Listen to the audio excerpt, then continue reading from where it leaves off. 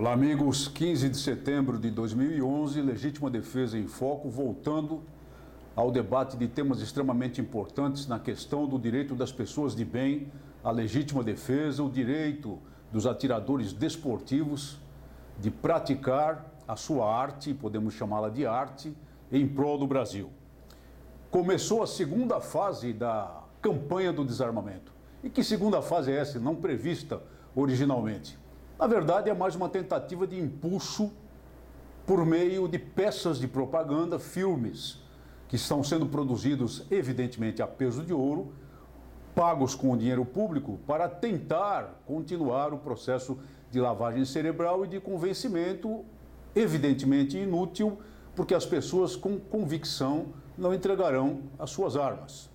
E nessa segunda fase, há depoimentos, supostos depoimentos, de pessoas que tiveram episódios ruins com armas de fogo. Tem um filme lá que fala de uma pessoa que estava com o irmão, por um pequeno desentendimento de trânsito, teria sido assassinado, um outro que fala de um acidente com uma criança de 6 anos de idade, mas, segundo pudemos apurar, não são depoimentos reais, embora, evidentemente, haja até episódios dessa natureza, raros é bem verdade, mas há episódios dessa natureza que não podemos negar. E vem lá o lançamento publicitário disso, com a presença do ministro da Justiça, com toda a entourage do Ministério da Justiça, fazendo loas ao fato de que 22 mil armas, segundo consta, foram entregues nessa campanha. Atores a reboque dessas peças publicitárias também, conhecidos e não conhecidos, e pessoas como, por exemplo, Rodrigo Pimentel, que foi capitão da Polícia Militar do Rio de Janeiro e hoje é comentarista da famigerada Rede Globo. E também publica matérias escritas no portal da Globo na internet. Ele menciona aqui uma matéria, fazendo também o elogio das 22 armas entregues nessa campanha, e mencionando um caso de disparo acidental de arma de fogo, sob o título de que não há local seguro para esconder arma em casa. O conceito já está completamente errado, porque a arma não tem que ser escondida, ela tem que ficar em condições de segurança, pronta para uso em defesa do lar, caso seja necessário.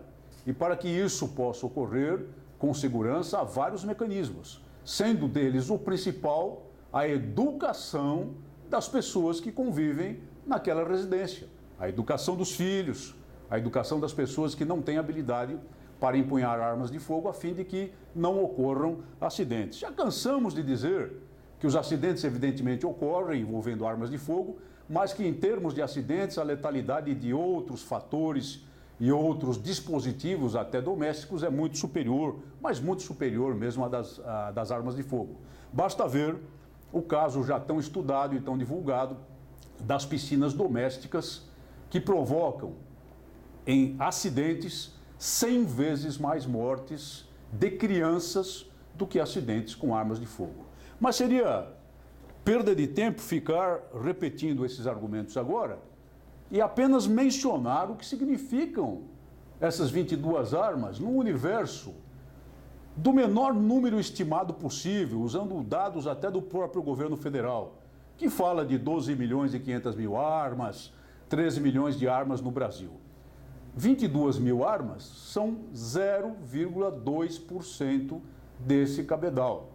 Não confundam, não é 2%, é 0,2% do número de armas estimado no Brasil. Estamos falando de armas em mãos de pessoas de bem, muito embora algumas delas possam nem ter tido o seu registro renovado nos termos do draconiano Estatuto do Desarmamento, mas armas que já tiveram um registro na Polícia Estadual em alguma ocasião.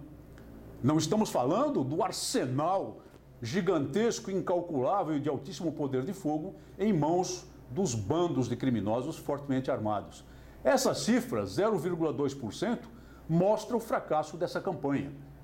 A segunda fase, então, com todo esse aparato de propaganda, não é mais do que uma nova tentativa de ressuscitar o cadáver.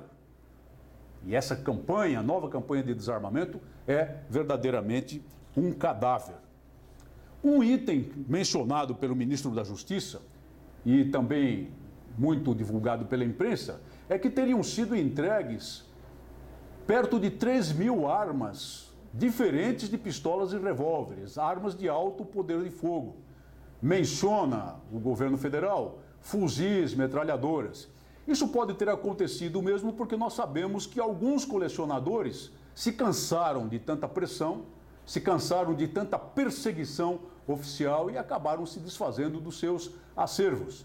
Sem mencionar o fato de que há o caso, às vezes, de senhoras e viúvas que herdam coleções de armas de pessoas falecidas e não têm nenhum gosto por continuar com aquilo, não têm modo de continuar com a coleção e, portanto, se fazem delas. E sem mencionar o fato de que os números são inflados com a entrega de armas pelas polícias estaduais de campanhas anteriores, que não tinham sido ainda mandadas para a Polícia Federal. Os números são inflados. E mesmo que não fossem inflados, são insignificantes. E quando se fala de armas de alto poder de fogo, muito provavelmente são armas de colecionadores. Porque ninguém irá nos empulhar tentando nos convencer de que os criminosos, aqueles criminosos dos morros, lá do Rio de Janeiro, por exemplo, estão lá doando as suas armas para a campanha do desarmamento. Isso é até de rir. A par de se mencionar o número de armas de fogo, de alto poder de fogo, gosta, mais uma vez, o governo federal de aproveitar a oportunidade para dizer que essas armas são armas capazes de matar muitas pessoas ao mesmo tempo, que as armas de fogo podem produzir muitas mortes ao mesmo tempo e que, portanto, não se comparam com outros modos letais, não se comparam com outros instrumentos que um ser humano pode utilizar para dar cabo da vida de outro. Vamos lembrar apenas um episódio recente, lá no México. Na guerra do narcotráfico, um bando de narcotraficantes matou 52 pessoas de uma vez só e não disparou um tiro para isso. Simplesmente lacrou as portas de um cassino onde estavam essas pessoas e ateou fogo ao imóvel. Matou queimadas 52 pessoas no ato, fora certamente dezenas de outras que não vieram ao noticiário e morreram posteriormente nos hospitais por consequência das queimaduras ou da inalação de fumaça. É uma balela dizer que não há possibilidade de matar pessoas em massa, a não ser com utilização de armas de fogo. Tudo isso, na verdade, vem cumprir os interesses da máquina de propaganda do governo federal, que, entre outras coisas, quer gastar dinheiro com propaganda para empulhar a população, a parte da população que é possível empulhar, para conseguir ganhos eleitorais posteriores. Muito dinheiro jogado fora, muito dinheiro no lixo, como, por exemplo, o dinheiro utilizado lá no Distrito Federal para a aquisição dos kits drogados, os kits que eufemisticamente são chamados de redução de danos. Eles se compõem, para que tenham uma ideia, de cachimbo para fumar crack tranquilamente, seringa individual para aplicação de drogas, canudo para aspirar cocaína, preservativos e protetores labiais.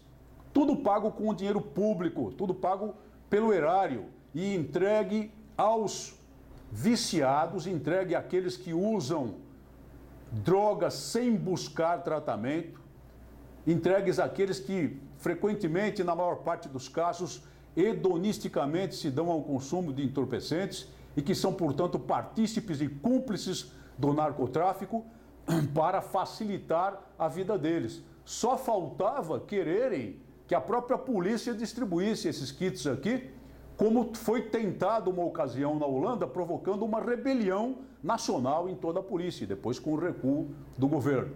Posteriormente, o próprio governo holandês recuou em muito dessa questão da chamada redução de danos, que não passa de uma balela, não passa de uma falácia. Mas é assim que vai para o ralo, para o lixo, o dinheiro público, enquanto outras necessidades não são preenchidas. E enquanto a corrupção campeia grossa, e nós vemos agora o 5º ministro corrupto deste governo sendo derrubado, o ministro do Turismo, por isso é que o dinheiro não chega aonde deveria chegar. Por isso que não chega para a saúde, por isso que não chega para a segurança, por isso que não chega para a pobre, paupérrima educação que nos condena ao subdesenvolvimento. Tivemos um episódio denunciado por um dos nossos participantes, que mostra como há uma campanha de perseguição. Foi noticiado pelo Ademar Martins. Ele representou o Brasil num campeonato mundial de tiro de ar comprimido, o Field Target 2011, na Itália. E foi acompanhado de um outro atirador amigo dele. Participaram, foram reconhecidos, foram homenageados, voltaram, tinham saído regularmente com as suas armas de competição de ar comprimido e, portanto, armas antigas que eles usam há muito tempo na competição. Ao voltar, a Receita Federal exige a nota fiscal desse acompanhante, desse parceiro dele de tiro desportivo, para uma carabina antiga, apesar de toda a farta documentação que tinha de saída e a farta documentação que tinha da participação na Itália. Tudo realmente em mãos desse atirador. Como ele não apresentou nota fiscal, passou por um processo vexatório, humilhante, foi revistado em trajes íntimos, numa sala reservada da Receita Federal, como se fosse uma pessoa que tentasse introduzir ilicitamente armas no nosso país. Um atirador reconhecido, um atirador qualificado, um atirador que tem condições de representar o Brasil em competições internacionais. Assim é tratado, como são tratados os atiradores desportivos que não conseguem a liberação de sua documentação e como é tratado aquele cidadão que tem uma pistola, um revólver para a defesa do seu lar e não consegue sequer se desvencilhar da papelada para a renovação do registro. Não é nem para o registro inicial, é para a renovação de um registro que ele já tinha sob argumentações as mais absurdas possíveis. Nós temos que continuar na luta. E eu tomo aqui uma frase muito importante enviada por outro dos nossos participantes, um combativo defensor, intransigente defensor do direito das pessoas de bem às armas de defesa, o coronel Nelson Assis Brasil, lá do Rio Grande do Sul. Lembra um jurista alemão, Rudolf von Hering, em uma famosa obra, Luta pelo Direito, que quem não luta por um direito não o merece. Muito bem lembrado, meu caro Assis Brasil. Então, vamos lutar pelo nosso direito para que o mereçamos. Muito obrigado por sua atenção. Até o próximo programa.